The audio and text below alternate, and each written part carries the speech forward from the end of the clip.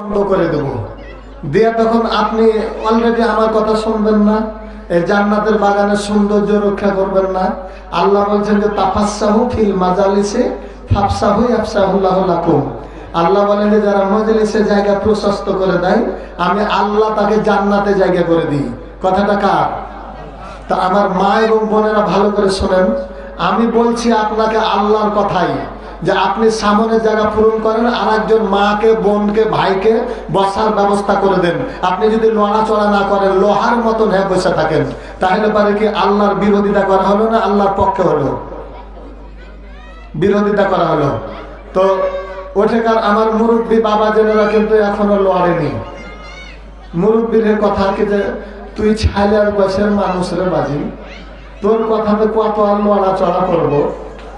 তো পিছনে যারা আমার বয়সের আছেন যুবক মানুষ, এই যে আমার ওস্তাদের সামনে বললাম যে যুবকেরই মর্যাদাটা বেশি।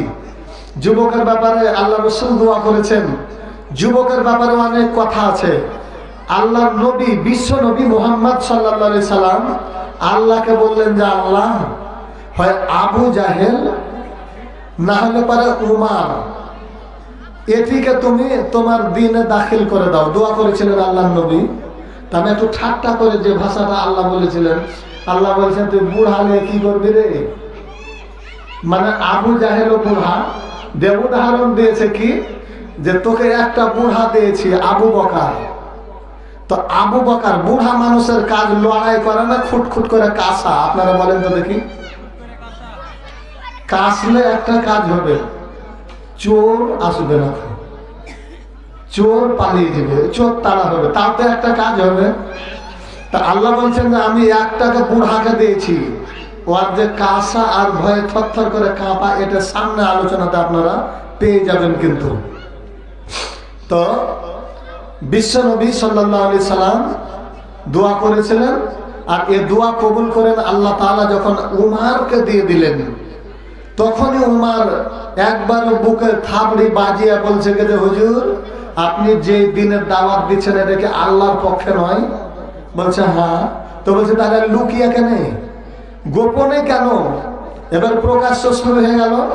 যেদিন থেকে উমার ইসলাম গ্রহণ করেছেন সেদিন থেকে ইসলামটা ঘরের মধ্যে বাইরে ওপেন হয়ে গেছে। কথা বলেন ঠিক না ঠিক?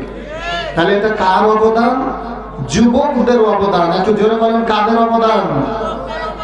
এই যে যুবক, শুধু ওইটা অবদান নয়, আমাদের মাথার উপরে একটা বিশাল বড় পাথর চাপিয়ে দিয়েছিল বাংলাদেশের উপরে, যে পাথরের কারণে আজকে যে শান্তিতে মাহফিল গেলা করতে পারছেন। বলেন এটা কি পারা যেত? 14 জনের কাছে অনুমতি নাও, বক্তার পরিচয় দাও, আর মার পরিচয় দাও, আর বাপের পরিচয় দাও, আর মনের মতন হইলে ওয়াজ হইলো, না হলে মাহফিল বন্ধ। কথা বলেন তো ঠিক না ঠিক? এত জগদল পাথরকে সরালছে বুড়ারা না যুবকেরা?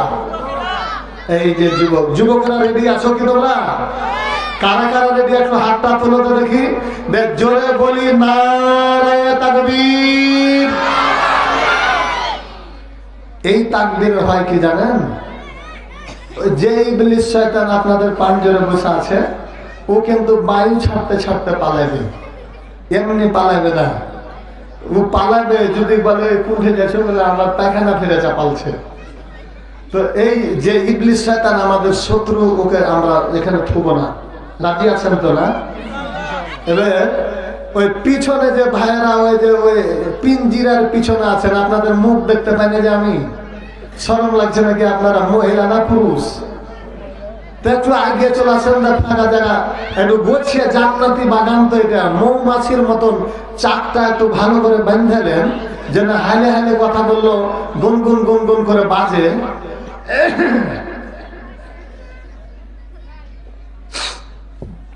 বর্তমান সামনে 12 ফেব্রুয়ারি কি আছে বলেন তো? না না না না না, বাংলাদেশের গুরুত্বপূর্ণ জাতীয় নির্বাচন। 2টা ভোটের মধ্যে একটা ভোট তো জানেন যে আমি জামাতের মানুষ, দাড়ি পাল্লাতে চাহাবো। আর একটা ভোট বাংলাদেশের বর্তমান যিনি তত্ত্বাবধায়ক সরকার, উনিও চাচ্ছেন যে ভোটটা হলো হ্যাঁ এ হ্যাঁ পক্ষে আপনারা যদি সত্যিকার যদি বাংলাদেশের মানুষ বাংলাদেশের দরদি হন, তাহলে হ্যাঁ পক্ষে ভোট দিবেন। দিতে রাজি আছেন তো? আল্লাহ তুমি কবুল করে নাও, জোরে বলেন আমিন। আর যারা না দিবে বুঝবো যে ওটা বাংলাদেশের দুশ্মন, ওই হাসিনার বেটা ওটা। কারণ ওই হাসিনাতে বাংলাদেশের 12টা বাজিয়ে দিয়েছিল, দিয়ে ধরে ধরে ধরে যোগ্য মানুষ গেলাকে ধরে জেলখানাতে কাকে ফাঁসি দিয়ে কাকে ক্রস ফায়ার দিয়ে মারে ফেলেছে। আর মমতাদের মতো ন্যাংটা নর্তকীকে নিয়ে যায় মন্ত্রী বানালছে। ঠিক না বে ঠিক? এখন বলেন তো রাগ কারা কারা করলেন? রাগ করেননি, তাহলে হ্যাঁ পক্ষে ভোট দিবেন। তো আর এই যে এখন ভোট নেওয়ার জন্য এমপিরা মন্ত্রীরা মানে বাড়ি বাড়ি বাড়ি বাড়ি দৌড়িয়ে বেড়াচ্ছে, যে বলছেন যে তোমরা যদি আমাকে ভোট দাও তাহলে তোমাদের বেকার ভাতা দেব। বেকার ভাতা কোন ভাতা দেবে? ফ্যামিলি কার্ড দিবে বলছে কিনা? তো এই কার্ড যখন দেবে বেকার রাখে, বলেন তো এ বেকার কি আর আকার থাকবে? ওই কার্ডের আশাতে বসে থাকবে, তাই না দোস্ত? যে কখন আসবে বসে বসে খাবো। এই যে দেখেন আল্লাহ রাব্বুল আলামিন বলেন, ও বান্দা আমি আল্লাহ তোমাকে সৃষ্টি করলাম। দুনিয়ার মানুষ যদি একটা ভোটের জন্য চাকরির ব্যবস্থা করে দিতে পারে, রিজিকের ব্যবস্থা করে দিতে পারে, আল্লাহ রাব্বুল আলামিন বলেন বান্দা, ও বান্দা তোমরা যদি আমি আল্লাহর ঘর, আমি আল্লাহর ঘর, আমি আল্লাহর ঘরটার নাম কি বলেন তো দেখি? কি? আল্লাহ রাব্বুল আলামিন বলেন বান্দা তোমরা যদি আমি আল্লাহর ঘরে যাও, ফালিয়াবুদু রাব্ব হাযাল বাইত।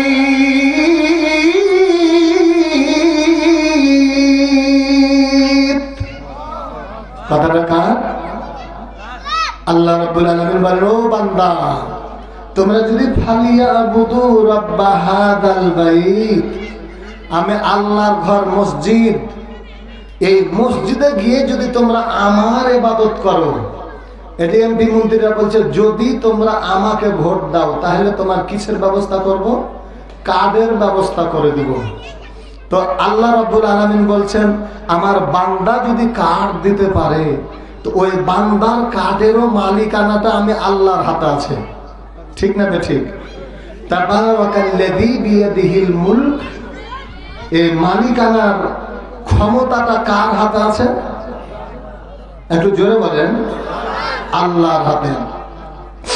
তাহলে আল্লাহ রাব্বুল আলামিন বলেন এই পৃথিবীর কোন চেয়ারম্যান মেম্বারের কাছে যদি তুমি যাও, চেয়ারম্যান বলবে যে আমার কাউন্সিলে যাও, আমার অফিস আছে, আমার মেম্বার আছে, চৌকিদার আছে, দফাদার আছে, যাও ওখানে গিয়ে আমার কথা বলবে, তোমার যার প্রয়োজন তাই তুমি পেয়ে যাবে। এটা চেয়ারম্যানের ক্ষমতা। আমার আল্লাহ রাব্বুল আলামিন বলেন বান্দা এই পৃথিবীর চেয়ারম্যানের যদি অফিস থাকে আমি আল্লাহ বলে দিলাম ফালিয়া, আল্লাহ রাব্বুল আলামিন বলেন ওয়া আন্নাল মাসাজিদা লিল্লাহি ফালা তাদউ মা'আল্লাহি আহাদা। আল্লাহ ডাক দেয়া বলেন বান্দারে কি চাইবারে বান্দা, এটা যদি চাও তাহলে আমি আল্লাহরও দুনিয়াতে অফিস রয়েছে, অফিসটার নাম হলো মসজিদ। ওই মসজিদে গিয়ে যদি আমি আল্লাহর ইবাদত করো তোমাকে কি দিব তুমি জানো না? আল্লাযী আতামাহুম মিন জু।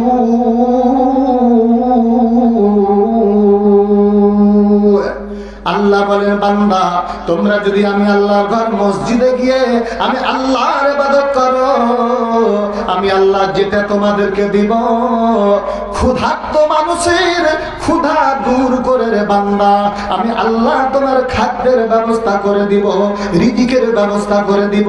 ওয়া আমানাহুম মিন আল্লাযী আতাহুম মিন জুই ওয়া আমানাহুম মিন খাউফ। আল্লাহ বলেন শুধু দুনিয়া নয় পরকালে তোমাদেরকে আমি আল্লাহ জান্নাত দিয়ে দিব, তোমাদের জাহান্নামের কোনো ভয় থাকবে না। ঠিক না বেঠিক? তাহলে আল্লাহর ইবাদত করলে এ দুনিয়াতে রিজিকের ব্যবস্থা হয়ে যাবে, আর পরকালে জান্নাতের ব্যবস্থা হয়ে যাবে। কথা বলেন তো, ঠিক না বেঠিক? এই কথাটা কার? আল্লাহ। তাহলে আল্লাহর ঘরটার নাম কি? মসজিদ। বান্দা কার? জমিন কার? আসমান কার? তাহলে চাইতে হবে কার কাছে? আল্লাহর কাছে। দেখেন আমরা কিন্তু খুব বড় নিমুখারাম। কেমন নিমুখারাম? জায়গায় শর্ট হয়ে গেছে। এত ঠান্ডাতে পুরুষের আগে বোধহয় একটু ঠান্ডা বেশি লাগে। দেখেন যে চোখ মুখ ঢেকে একবারে গালকে এত ধরে চাপে নিয়ে আছে যেন বাতাস ঢুকতে না পারে। আর আমার মা বোনেরা একটু ঠান্ডা কম লাগে, বহু দূর দূরান্ত থেকে চলে আসে। আমি আসছি তো দেখছি সিরিয়াল ধরে নিয়েছে, মা বোনেরা জায়গা সংকলন হচ্ছে না, আপনারা একটু চেপে চেপে বসবেন। আর আসলে মা বোনেরা কিন্তু ভালোবাসে। ইসলামে মা বোনদের অবদানও বেশি, সব যেতে মেয়েদের অবদান বেশি, মেয়েদের ঈমানটাও বেশি। এখানে আমার ওস্তাদ আছেন, হয়তো কথা এদিক ওদিক হয়ে যাবে, কিন্তু আমি যখন বাস্তব তুলে ধরবো আপনারা বলতে পারেন আমি বলছি কি যে মেয়েদের ঈমানটা বেশি। এই জন্য যে ঈমান মানে কি? বিশ্বাস, ভরসা। রিজিকের মালিককে? আল্লাহ। এবার যারা পুরুষ তারা আপনারা রাগ করছেন, তো আমি ক্লিয়ার করে কথাটা বলে দিচ্ছি। তো মানে একটার পর একটা কথা বলতে যায়, কথাটা কেটে যাচ্ছে। আমি এক জায়গাতে চলে গেছিলাম, যেটা হলো যে আমরা নিমুখারাম, তাই না? নিমুখারাম কহে কাকে? যে নুন খায়া তার বিরোধিতা করে, মানে ও আর বিরোধিতা করে। এক কথায় রিজিকের মালিককে? আল্লাহ। তো আল্লাহর একজন বান্দা, দার্শনিকের উপন্যাস দিছি, আল্লাহর একজন বান্দা আল্লাহর খুব ইবাদত করেছে, ইবাদত করে করে করে করে এক পর্যায়ে আল্লাহর সন্তুষ্টি অর্জন করেছেন। ফলে আল্লাহ তার, যেহেতু নিজে ওয়াদা করেছে তুই আমার ইবাদত করবি, তা আমি তো রিজিকের ব্যবস্থা করে দেব, তাকে আল্লাহর পক্ষ থেকে জান্নাতি খাবার প্রতিদিন দিনে 3 বার দিত। কে দিত? আল্লাহ। তখন ফেরেশতা বলছে আল্লাহকে যে আল্লাহ তোমার এই বান্দাটা খুব ভালো। তখন আল্লাহ বলছেন ফেরেশতারে, ওই বান্দাটা ভালো কি মন্দ এটা আমি জানি, আমি তাকে খাইতে দিছি, এই লাগি ও আমার ইবাদত করছে। যেমনি খাবার বন্ধ হয়ে যাবে ও আর আমার দিকে ঘুরে তাকাবে না। তো বলছে ফেরেশতা বলছে তাহলে দেখা যায়। তো বলছে ঠিক আছে, দেখো আগামী 3 দিন তার খাবার বন্ধ করে দাও। উনি মসজিদে নামাজ পড়তো আর আসসালামু আলাইকুম আসসালামু আলাইকুম বলে রাস্তার দিকে তাকাতো যে খাবার আসছে জান্নাত থেকে। একদিন বন্ধ হয়ে গেল। এটা বললেন না যে হুজুর এটা কোন হাদিসে আছে, এটা দার্শনিকের উপন্যাস বলছি। তো একদিন যখন বন্ধ হয়ে গেল, 2 দিনকার দিন ভরসা, মানে আল্লাহর উপরে আস্থা আনছে, ও আস্তে আস্তে দেখেছে 1 দিন হলো না, 2 দিন হলো না, 3 দিনকার দিন তো দিবে আল্লাহ। 3 দিন পর্যন্ত যখন বন্ধ হয়ে গেছে, একটা মানুষ 3 দিন না খেয়ে আছে, এমনি মনের দিক দেওয়া শান্তি হয়ে গেছে। ওনার বাড়ির সামনে একটা, মানে মসজিদের সামনে একটা 2 তালা বাড়িওয়ালা, তো 2 তালা বাড়ির ওখানে দরজাতে যে কি বলছে জানেন? বলছে হে আল্লাহর বান্দা, আমি 3 দিন থেকে অনাহারে রয়েছি। ও আল্লাহর বান্দা, 3 দিন থেকে অনাহারে রয়েছি রে বান্দা, তোমার যদি একটু দয়া লাগে তাহলে আমাকে একটু খাবার ব্যবস্থা করে দাও। আল্লাহর বান্দা অত্যন্ত ভালো, উনি প্লেট ভর্তি করে ভাত এবং মুরগের গোশত নিয়ে একেবারে সুন্দর করে 1 প্লেট ভাত বাড়ির দরজা থেকে বের হয়ে এরকম করে ওই ব্যক্তিকে দিচ্ছে খাওয়ার জন্য। আর যেমনি দিতে লেগেছে, বাড়ির তার পোষা একটা কুত্তা ছিল, ওই কুত্তা করলো কি, গাউ করে ধরে নিয়া তার মালিকের হাত থেকে ওই ভাতটি যেমনি কেড়ে নিল, যেমনি কেড়ে নিল, মালিক রাগান্বিত হইল, দিয়ে তাকে লাঠির বাড়ি বাড়ি পিটন দিতে শুরু করলো। যেমনি পিটন দিতে শুরু করলো, এবার কুত্তার জবানটা খুলে গেল, দিয়া বলে, মালিক আমি এই জন্য খাবারটা কেড়ে নিলাম। ও মালিক, তুমি 7 দিন পর্যন্ত আমি আপনার এলাকাতে থাকি, আপনার আমি আনুগত্য করি, আপনি আমার মালিক, আপনি আমাকে 7 দিন পর্যন্ত কিছু খেতে দেন না, আপনার দরজা ছাড়া আমি কাউরি কাছে মুখ খুলতে যাই না।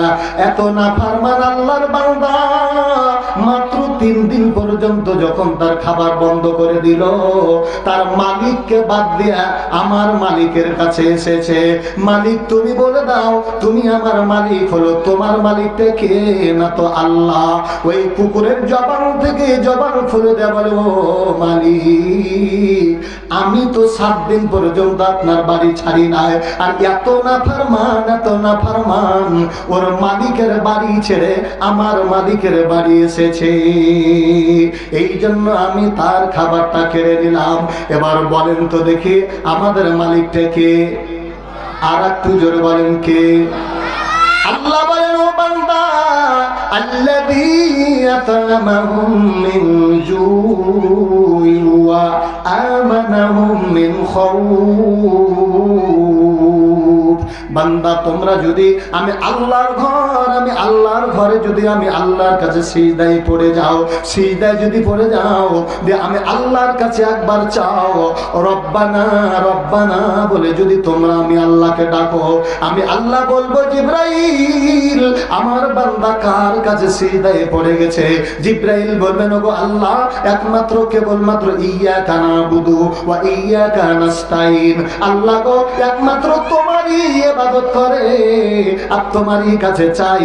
আমার আল্লাহ রব্বুল আলামিন বলেন, বান্দা, যেই বান্দাগুলো আমি আল্লাহকে সিজদা দিবা, আমি আল্লাহ রহমতের হাতটা বান্দার মাথার উপরে দিয়ে বলবো, বান্দারে আর কেঁদো না রে বান্দা, দুনিয়ার সব বাদ দিয়ে যখন আমার কাছে আসতে পারলা, আমি আল্লাহ তুমি যা চাইবা আমি আল্লাহ তোমাকে তাই দান করে দিব। একটু জোরে জোরে বলেন সুবহানাল্লাহ, লিল্লাহি তাকবীর। এবার দেখেন আমরা বড় লোভী, কিন্তু কি করলে আল্লাহর জান্নাত পাওয়া যায়, এই ব্যাপারে আর একটা ছোট্ট গল্প বলবো। আমি তো বক্তা ছোট, তো এই জন্য গল্প বলছি। এই গল্পের মধ্যে দেখেন, গল্পের মধ্যেও কিন্তু শিক্ষণীয় জিনিস আছে। একটা গল্প বললাম, আর একটা গল্প বলে আমি আমার আলোচনার দিকে চলে যাব। মসজিদ কার ঘর? আর বান্দা কার? চাইবো কার কাছে? কোন জায়গায়? এই যে ওখানেই হবে আলোচনা। কিন্তু এখন আর একটা গল্প বলবো। যুবকেরা আছো, মনে করেন যে একটা যুবতী মহিলা, উনি একটা মাটির কলসি কাকলে করে নিয়ে হাঁটছে। তা আসলে মেয়েটা খুব সুন্দরী। এই সুন্দরী মেয়েটার লেগে যুবক বলছে কি জানেন, ও আমি যদি কলসি হইতাম তাহলে পরে খুব মজা হতো। গল্পতে কিন্তু শিয়ালো পণ্ডিত হয়, তাই না? তো গল্পর কথা, এবার কলসির মুখ খুলে গেছে, দেখছে, এই তুই কলসি হতে চাচ্ছিস, যে জায়গাখানে আমি উঠে আছি, মানে মেয়েটার যে কাকলে উঠে আছে সে, তো বলছে আমি যে জায়গাখানে উঠে আছি এটা উঠতে কত কষ্ট হয়েছে তুই কি জানিস? বলছে কি ফের কষ্ট হয়েছে? তোকে বাজারে কিনে লেছে, করে নিয়ে লেছে। কেছে না, গোড়াটা একটু ভালো করে শুন। লোকটা হচ্ছে কিসের লেগে আপনারা বলেন তো? মহিলাটার লেগে। এই লোক দিয়েছেন কে? আল্লাহ দিয়েছেন। যুইয়িনা লিন-নাসি হুব্বুস শাহাওয়াতি মিনান নিসা। এই যে মহিলার লোভনীয় বস্তু ভালোবাসা দ্বারা, তাহলে এই জায়গাখানটা দেখে আর লোভ। এবার কলসি বলছে আমি এমনি আসতে পাই নাই। ও আল্লাহর বান্দা, সর্বপ্রথম আমি যখন মাঠের মধ্যে ছিলাম, আল্লাহর পক্ষ থেকে যখন রোদ চলে আসতো, ওই রোদের তাপের কারণে আমি জমিন, আল্লাহর জমিনের মাটি আমার রোদের তাপের কারণে ফেটে ফেটে ফেটে চৈচির হয়ে যেতাম। তারপরে আমাকে কোদাল নিয়ে লাগলো কোপাতে কোপাতে, কোপিয়ে যখন মাটির করে আমাকে ডালির ওপরে তুলে মাথায় করে নিল, আমি চিন্তা করলাম যে খুব মজা লাগতেছে, কিন্তু বাড়ির দিকে আসার পরে আমাকে এত জোরে ফেলে দিল, আমি ওগে মাগে বলে আমি ঢেলে পরিণত হয়ে গেলাম, ঢেল হয়ে গেল। তারপরে কি ছাড়লো, আমাকে হাতুড়ের বাড়ি বাড়ি পিটাতে শুরু করলো, পিটাতে পিটাতে একেবারে ভেঙ্গে ধুলায় পরিণত করে দিল, দিয়ে আমার গায়ে পানি ঢালতে লাগলো, পানি ঢেলে ঢেলে ঢেলে ঢেলে ঢেলে আমার উপরে গরু চড়িয়ে দিয়ে মাটি সুন্দর করে জামন করতে লাগলো। জামন করা যখন হলো, তখন আমাকে হাত দিয়ে টিপে টিপে টিপে কলসি বানিয়ে দিল। ও আল্লাহর বান্দা, এই কলসি হলাম কখন? আমাকে এটা বানার পরে আগুনের মধ্যে দিয়ে 1 মাস ধরে আমাকে দাও দাও করে পুড়িয়েছে। কয় মাস? ওই কলসি বলে ও আল্লাহর বান্দা, 1 মাস ধরে আমাকে পুড়িয়েছে রে বান্দা। পুড়ার পরে আমি মাটি, সাধারণ মাটি থেকে যখন আমার কলসিতে পরিণত হয়ে গেলাম, তখন আমার দাম বেড়ে গেল। আমার দাম বেড়ে যাওয়ার পরে ওই মহিলাটা পানি ভর্তি করে আমাকে কোলের মধ্যে নিয়ে নিল। আল্লাহ রাব্বুল আলামিনের বান্দাকে বলেন, ও বান্দা, পৃথিবীর মানুষ যদি সোনা, খাঁটি সোনা চিনতে যায় তাহলে আগুনে পুড়তে হয়। মাটি পুড়ে যখন আমি কলসিতে পরিণত হয়েছি, দিয়ে আমি সামান্য একটা দুনিয়ার পচা মহিলার আমি কাঁকলে উঠতে পেয়েছি, তাই তোমার জীবন লালাচ্ছে। বান্দারে, পৃথিবীতে যদি তুমি আল্লাহর ইবাদত করে আল্লাহকে খুশি করতে পারো, আল্লাহ কি দিবে তুমি জানো? ওয়া আজওয়াজুম মুতাহহারাতুন ওয়া হুম ফিহা খালিদুন। আল্লাহ বলেন, আমি পচা মহিলা এই জন্য বললাম, বলেন তো একটা মেয়ে যদি প্যারালাইসিস হয়ে যায়, হার্ট হয়ে যায়, ক্যান্সার হয়ে যায়, তার নিজের সন্তানগুলো তার গায়ে দুর্গন্ধ দেখে নিজের সন্তান তার কাছে যাবে না? যেই স্বামীটা তাকে চেহারা দেখে সুন্দর করে প্রেম করে ভালোবেসে বিয়ে করেছে, ওই স্বামীটা পর্যন্ত নাকে হাত দিয়ে বলবে দূরে হ, দূরে হ, দূরে হ, এটা পচা, এই সারা জীবন থাকবে না। আর আল্লাহ রাব্বুল আলামিনের জান্নাত, জান্নাত যদি তুমি পেতে চাও, আল্লাহকে যদি তুমি খুশি করতে পারো, আল্লাহর জমিনে আল্লাহর দ্বীনের জন্য যদি তুমি আমার দেহ থেকে যতগুলো পাথরের বাড়ি দিয়ে দিয়ে পা দিয়ে খুঁজে খুঁজে বের করেছে, ও আল্লাহর বান্দা, তোমার রক্ত দিয়ে যদি তুমি ইসলামের জন্য জমিনের রক্তটা দিয়ে দিয়ে ইসলামকে যদি তুমি ভালোবাসো, ইন্নাল্লাযীনা আমানু ওয়া আমিলুস সলিহাতি কানাত লাহুম জান্নাতুল ফিরদাউসি নুজুলা খালিদিনা ফিহা লা ইয়াবগুনা আনহা হিওয়ালা। আল্লাহ বলেন, বান্দারে, সামান্য এই মেয়েটার দিকে দেখে, এই মেয়েটা একদিন মারা যাবে, যেদিন মারা যাবে কবরে চলে যাবে, এটা তো চিরদিন থাকবে না রে বান্দা। ওর দিকে তুমি লোভিত হও, এটা একটা মেয়ের জন্য তুমি কেন লোভ করতেছো? তুমি যদি জান্নাত যাও, তুমি যদি ইন্নাল্লাযীনা আমানু, সব যদি নিশ্চয় তুমি যদি ঈমান আনয়ন করো, ওয়া আমিলুস সলিহাত, ভালো কাজ যদি তুমি করতে পারো, তোমাকে কি দিবে রে বান্দা? আল্লাহ তোমাকে জান্নাত দিবে। ওই জান্নাতে একটা নয়, দুইটা নয়, এরকম মহিলার চাইতে ৭৭টা হুর তোমাকে আল্লাহ দিবে। ওই হুর জীবনে কোনোদিন মরবে না, উনি জীবনে কোনোদিন বুড়াও হবে না, উনি কোনোদিন ওনার গালটা একেবারে টকটকে ফজলি রামের মতো হয়ে থাকবে।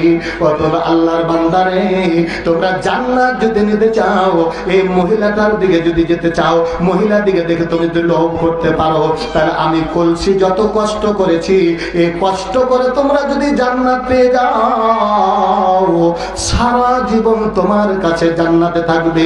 দুনিয়ার এই মহিলাটা, তুমি মাঠ থেকে কাজ করে আসবে, যদি বলো যে আমার মাথাটা টিপে দাও, বলবে আমার পেটে লাগছে, বুকে লাগছে, মাথা থরথর করে কাঁপছে, পানিটা একটু গরম করে দাও, বলে চুলা আছে, গ্যাসের চুলা আছে, তুমি গরম করে খাও। এরকম করে তোমাকে দেখাবে, হাত দেখাবে, পা দেখাবে, নিজের গতর দেখাবে, খৈলামু করবে, বিছানায় শুতে বলবে যে ভাত খোলা আছে, তুমি খেয়ে নাও। কিন্তু আল্লাহর বান্দা জান্নাত যদি পেয়ে যায়, উনি তুমি যা চাইবা, তুমি চাওয়ার আগে আল্লাহ তাই দান করে দিবে। একটু জোরে বলেন সুবহানাল্লাহ। তাহলে জান্নাত, এই জান্নাতে যুবকরা জান্নাত নেবে, জান্নাতি পাওয়া যাবে। এই জান্নাতি গালার নাম হলো হুর হুরে গেলমান।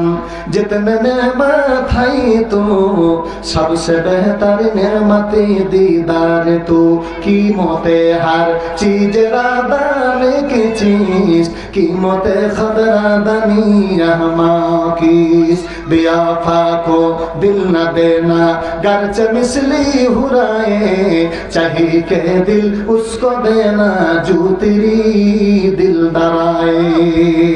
একটু কালমা পড়ে লা ইলাহা, এটা পড়ে অভ্যাস নাই আপনাদের না? জোরে লা ইলাহা ইল্লাল্লাহ সুবহানাল্লাহ ওয়ালহামদুলিল্লাহ, লা ইলাহা ইল্লাল্লাহ সুবহানাল্লাহ ওয়ালহামদুলিল্লাহ, লা ইলাহা ইল্লাল্লাহ, লা ইলাহা ইল্লাল্লাহ, আল্লাহু আল্লাহ, আল্লাহু লা ইলাহা ইল্লাহু, আল্লাহ আল্লাহ, আল্লাহু লা ইলাহা ইল্লাল্লাহু মুহাম্মাদুর রাসূলুল্লাহ সাল্লাল্লাহু আলাইহি ওয়াসাল্লাম।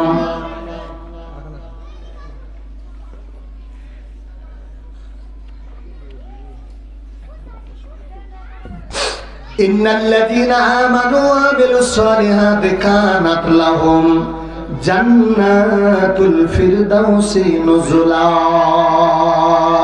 আল্লাহ বলেন, ও বান্দা তোমরা যারা ইন্নাল্লাযীনা আমানু, নিশ্চয় যারা ঈমান আনয়ন করেছো, ভালো কাজ করেছো, তাদের জন্য আমার আল্লাহ জান্নাতুল ফিরদাউস আমাদের জন্য রেখেছে। এটা পরকালে। আর এই দুনিয়ায় যারা ঈমান আনয়ন করবে, আমার আল্লাহ তার মর্যাদা বাড়িয়ে দিবে। কেমন দেখেন মর্যাদা।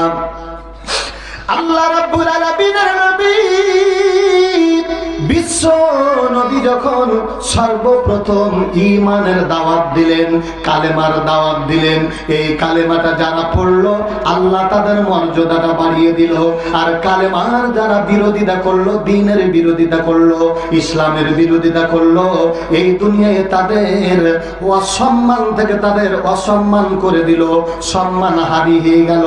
আবু জাহেলের নাম ছিল আবুল হাকাম। উনি বিশ্ব নবীর বিরোধিতা করার কারণে, ইসলামের বিরোধিতার কারণে তার নাম হয়ে গেল মূর্খের বাবা। মূর্খ যারা হয় তাদের সম্মান বাড়ে নাকি? যারা জ্ঞানী, যারা আলেম, তাদের সম্মান বৃদ্ধি হয়।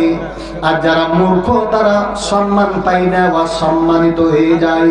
এবার দেখেন, একটা কথা আছে, দুনিয়ার মানুষ যখন দেখবেন যে বড় ভুল করে, তখন বলবে গরু কোন ঠেকা, তখন বলবে গরু লাগি তো ভুল করেছে, তাই না? তাহলে পরে দেখেন, আল্লাহ নবীর বিরোধিতা করার কারণে, ইসলামের বিরোধিতা করার কারণে আবু জাহেল নাম হয়ে গেল। আবু জাহেলের নাম যখন হয়ে গেল, বিশ্ব নবীকে এবার সম্মানের জন্য, ইসলামের জন্য ঈমান যখন আনলো, ঈমানের দাওয়াত যখন দিয়ে দিল, তখন আবু জাহেল চিন্তা করলো এই যে আমার ভাতিজা মুহাম্মদ সাল্লাল্লাহু আলাইহি ওয়াসাল্লামকে এখানে যদি ছেড়ে দেওয়া যায়, লোকেরা দলে দলে ইসলাম গ্রহণ করবে, তার দল ভারী হয়ে যাবে, আমার দলে কেউ আসবে না। অতএব ঘোষণা দিয়ে দিল, কে তোমরা পারবে রে নবী মুহাম্মদুর রাসূলুল্লাহ সাল্লাল্লাহু আলাইহি ওয়াসাল্লামের মাথাটা যে কেটে এনে দিতে পারবে, আমি তাকে 200 উট দান করে দিব।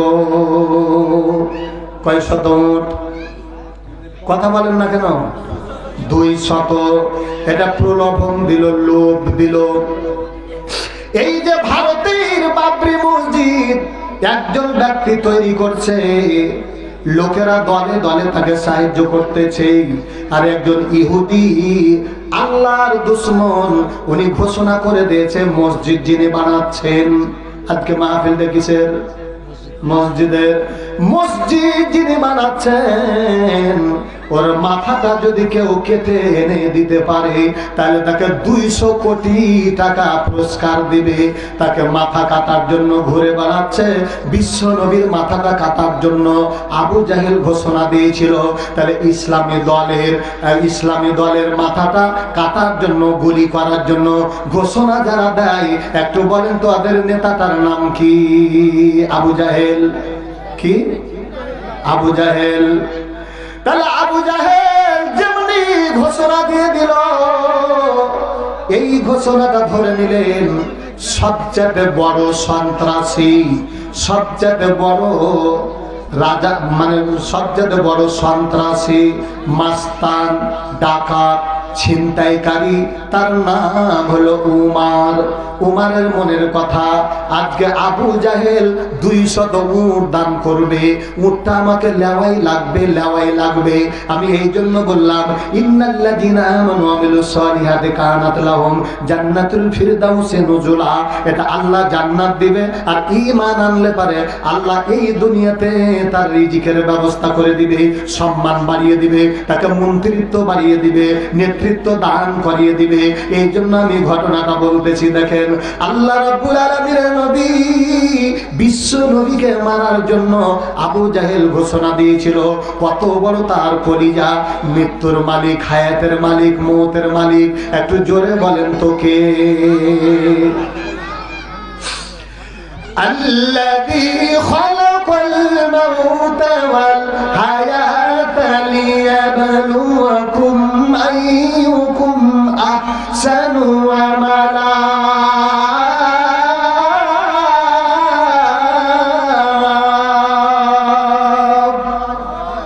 আর দিন গেল, সন্ধ্যা গাইল, আবার আসবে রাত, এমনি ভাবে কেটে যাবে তোমার জীবন। হায়াত মওতের মালিকটা কে? আল্লাহ রাব্বুল আলামিন। আরে মারার জন্য আবু জাহেল ঘোষণাটা দিয়ে দিলেন। এই ঘোষণাটা ধরে নিলেন উমার। উনি বাড়ি চলে গেলেন। বাড়ি যাওয়ার পরে তরবারিটা সারা রাত ধরে তরবারিটা এরকম করে সান দেয় আর বালু দেয়, আর সূর্যের দিকে দেখে তরবারিটা সুন্দর না সূর্য সুন্দর। এরকম করতে করতে উমারের বিবি ডাক দেয়া বলেন, স্বামী আমার, এত রাত ধরে তরবারি বাজাচ্ছেন কেন? বলে, বিবি রে, এই তরবারি দিয়ে আমি 200 উট আমি ইনকাম করব। বলেন তো রিজিকের মালিক কে? এবার দেখেন, মারার জন্য, বিশ্ব নবীকে মারার জন্য হযরত উমর তরবারিটা নিয়ে বিশ্ব নবীর দরবারে চলে যাচ্ছে। মাঝখানে ঘটনা খানিক থুয়ে দিলাম, শুধু ওই যে বললাম বুড়ার কাজ হলো কাশি, বলেনি প্রথমে? এই যে দেখেন, বিশ্ব নবী হযরতে আবু বকর রাদিয়াল্লাহু তাআলা আনহুকে নিয়ে, রাসূলের সাহাবীরাকে নিয়ে এক জায়গাতে বসে রয়েছেন। আর ওই জায়গাতে উমর যাচ্ছেন নবীকে কাটার জন্য। এই যে বুড়া মানুষ আবু বকর এত নবীজিকে ভালোবেসেছেন, বলছে হুজুর মনে হয় আর জীবন বাঁচবে না। আল্লাহ নবী বলেন, আবু বকর রে কি হয়েছে রে আবু বকর? না তো হুজুর দেখেন সামনে কে আসছে, উমর আসছে, আপনাকে মনে হয় কেটে ফেলে দিবে। আল্লাহ নবী বলেন, লা তাহজান ইন্নাল্লাহা মা'ানা। আবু বকর রে, আল্লাহ ডাক দেয়া বলেন, ওগো নবীজি আপনি বলে দিন কোনো চিন্তা নাই, চিন্তা নাই, আমি আল্লাহ রাব্বুল আলামিন আপনাদের সঙ্গে রয়েছি। বলেন তো আল্লাহ যাদের সঙ্গে রয়েছে তাদের চিন্তা আছে নাকি? কোনো চিন্তা নাই, চিন্তা নাই। আল্লাহ যাদের সঙ্গে রয়েছে, বলে আল্লাহ আমার রব, এই রবই আমার সব। আল্লাহ রাব্বুল আলামিনের নবী বিশ্ব নবী বলেন, আবু বকর রে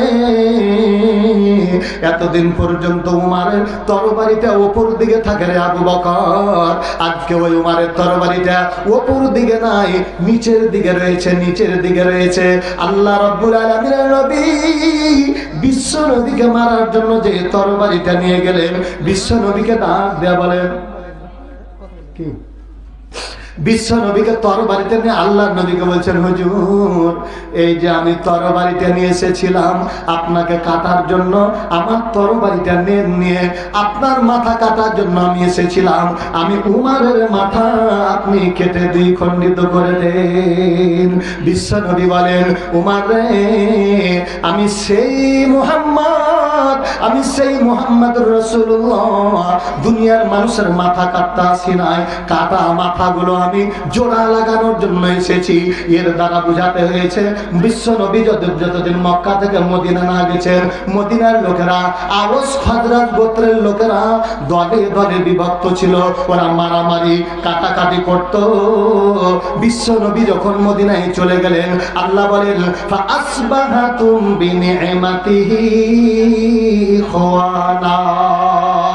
বিশ্ব নবী যদিন মক্কা থেকে মদিনা চলে গেলেন, সমস্ত গোত্রের বিভক্তিগুলো কাটাকাটি ফাটাফাটি গুলোকে জোড়া লাগিয়ে দিয়ে শত্রুকে ভাই পরিণত করে দিয়েছেন। এই জন্য বিশ্ব নবী বলেন, ও ওমর আমি দুনিয়ার মানুষের মাথা কাটতে আসি নাই রে, আমি মাথাটা জোড়া লাগার জন্য এসেছি রে ওমর। বিশ্ব নবীকে বলছেন, হুজুর একটু হাতটা দেন তো, আমি এত বড় অন্যায় করেছি, কি করলে মাপ পাবো, একটু আপনার হাতটা দেন।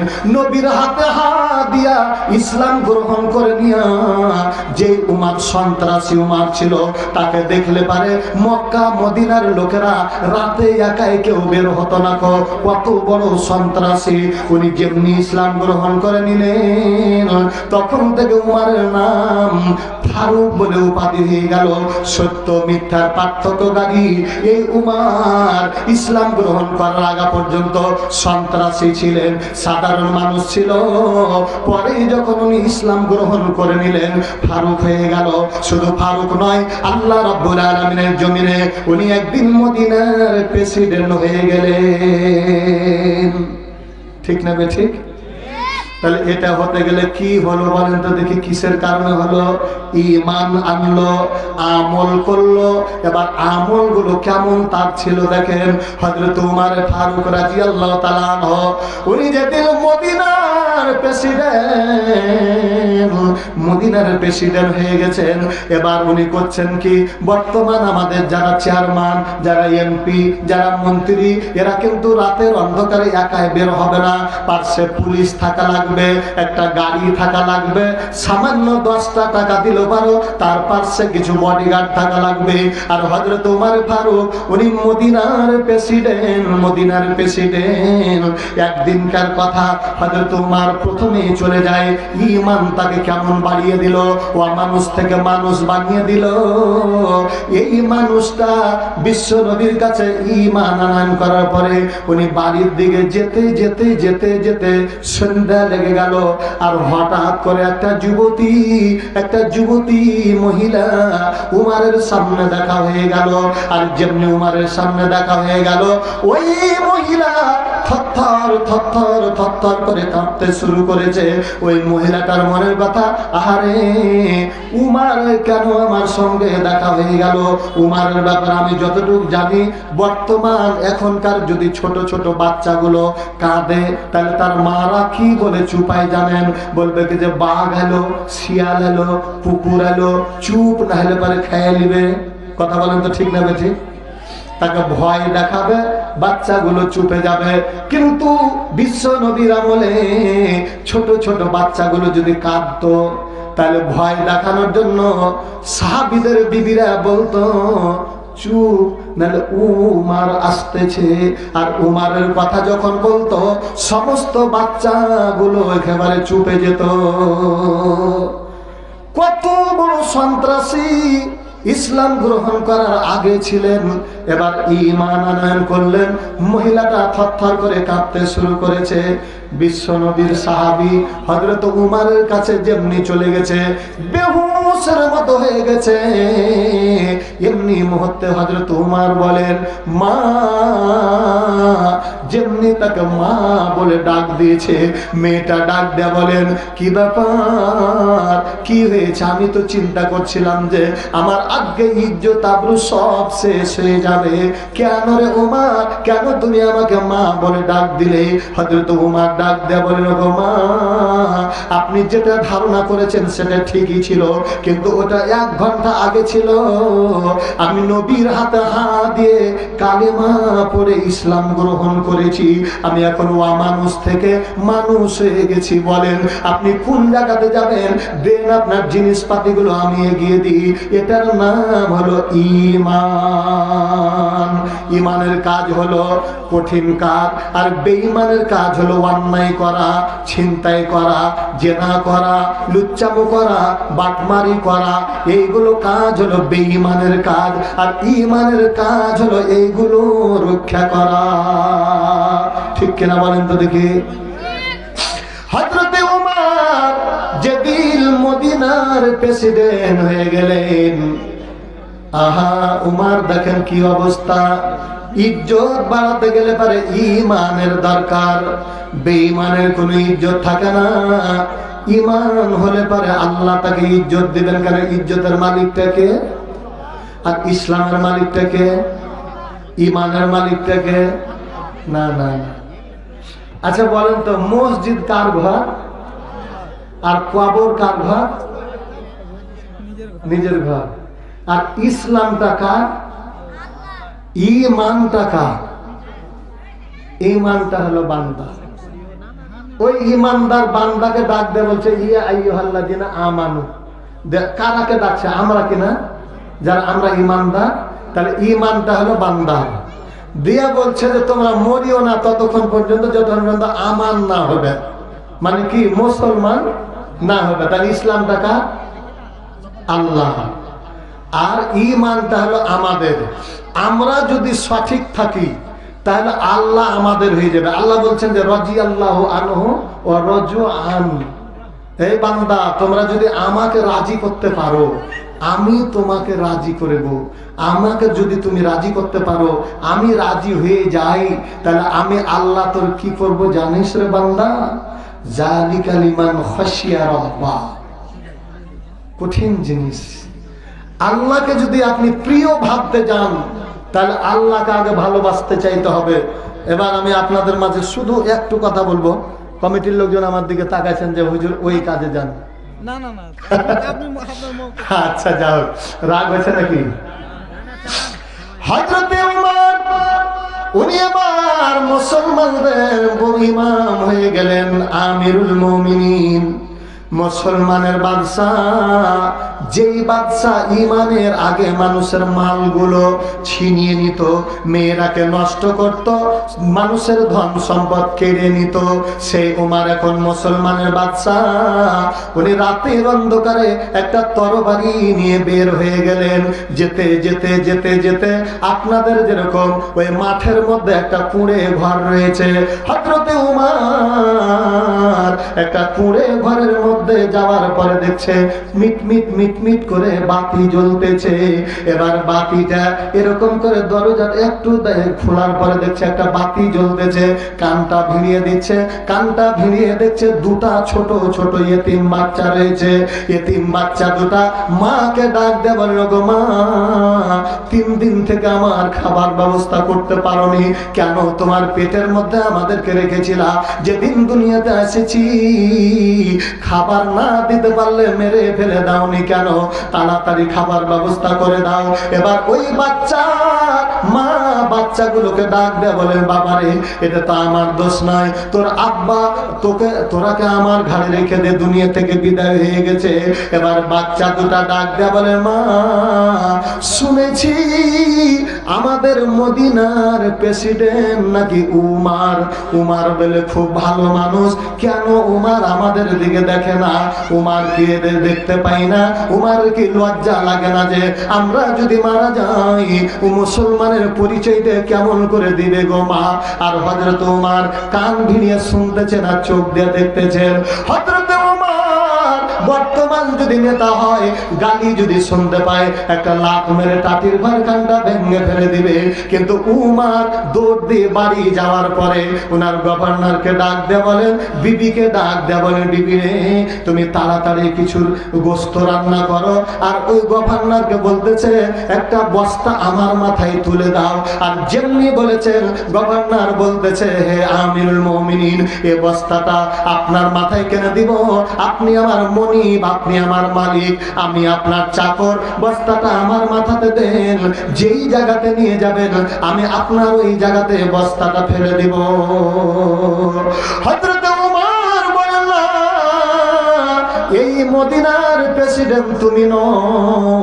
কবরে যখন আমি চলে যাব, মদিনার প্রেসিডেন্টের হিসাব হয়ে যাবে। আমাকে যখন প্রশ্ন করবে, এই প্রশ্নের জবাবটা আমাকেই দিতে হবে রে আল্লাহর বান্দা। ফলে আমাকেই যখন দিতে হবে, তখন এই বস্তাটা আমারই মাথাতে তুলে দাও। হযরত ওমরের মাথাতে তুলে দেওয়া হলো। নিয়ে যেতে যেতে যেতে যেতে পুরে ঘর, ওই ঘরের ভিতরে যাওয়ার পরে ওই বোনকে ডাক দিছে, বোন আমার, তাড়াতাড়ি দরজাটা খোলো। যেমনি দরজা খুললো, আটার বস্তাটা উমার ঘরের মধ্যে রেখে দেয়া বলে, ওরে বোন আমার, তোমার বাচ্চারা 3 দিন থেকে অনাহারে রয়েছে, একটু তাড়াতাড়ি রুটি বানাও।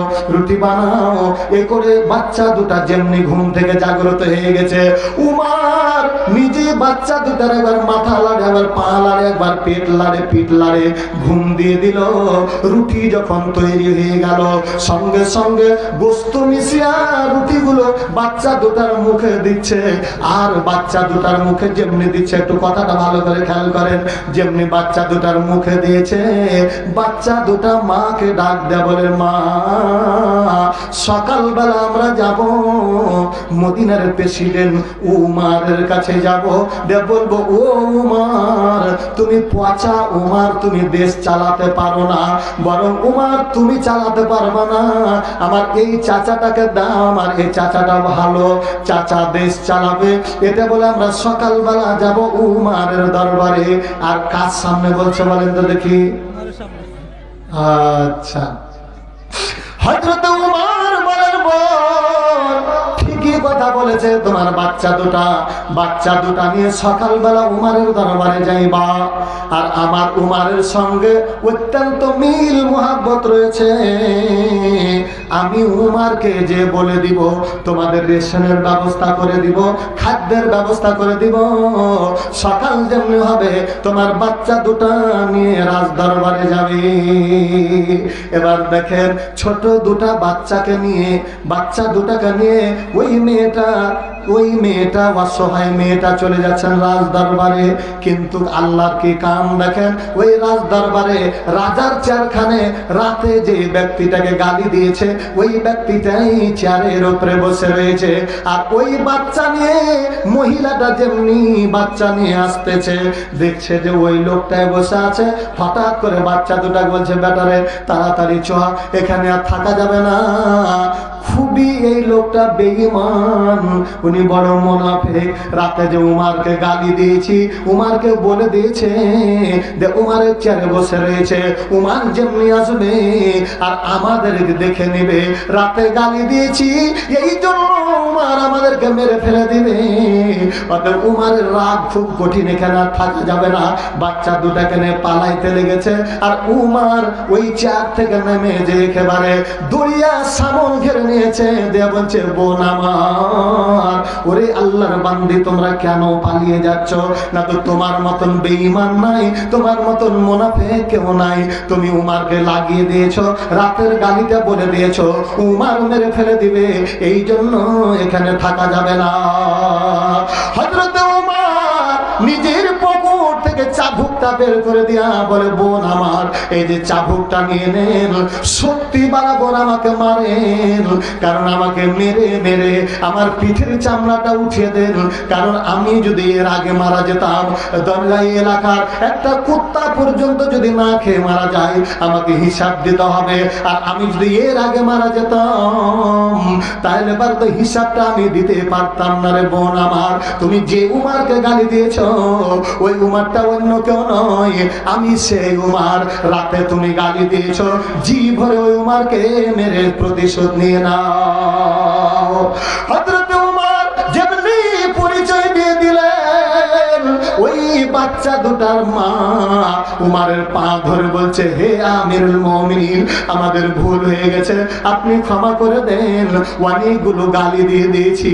উমার বিশ্ব নবীর সাহাবী, হযরত উমার বলেন না না না না, আমার অন্যায়, আমার অপরাধ আমাকেই সহ্য করতে হবে। একটু জোরে জোরে বলেন মারহাবা। এই চরিত্রটা কে দিল? ঈমান দিল। আর একটু জোরে বলেন কে দিল? ঈমান যদি হয়, আল্লাহ রাব্বুল আলামিন বলেন, ও আমার বান্দা তুমি জান্নাত নিবা, জান্নাত নিবা। জান্নাত যদি নাও তাহলে ইন্নাল্লাযীনা আমানু ওয়া আমিলুস সালিহাত, ভালো আমল কোনটা? আল্লাহর নবী বলেন, মান বানা লিল্লাহি মাসজিদান বানাল্লাহু লাহু বাইতান ফিল জান্নাহ। আল্লাহর নবী বলেন, ও আল্লাহর বান্দা তোমরা জান্নাত নিবা। দুনিয়াতে কোনো ব্যক্তি যদি মসজিদ বানায়, যেই ব্যক্তি মসজিদ বানাবে আমার আল্লাহ ওই বান্দার জন্য জান্নাতের ভিতরে একটা স্পেশাল ঘর বানিয়ে দিবে। হযরত ওমর দেখেন জান্নাত নেওয়ার জন্য এইগুলো কাজ করেছেন। এখন আমাদের জান্নাতের দরকার আছে না নাই? আছে না? জান্নাত নিতে গেলে পারে ভালো আমল হলো এই যে মসজিদ বানা, এই মসজিদ আল্লাহর ঘর। আল্লাহর ঘরের জন্য আমি আর বেশিক্ষণ কথা বলবো না, কারণ 10টা বেজে গেছে। 10টা থেকে এখন আমি আপনাদেরকে পরীক্ষা করব ভালো আমল করতে আপনারা রাজি আছেন কিনা।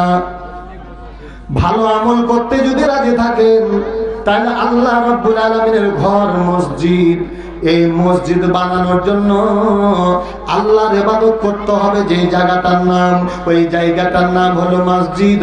আর ওই মসজিদ বানাতে গেলে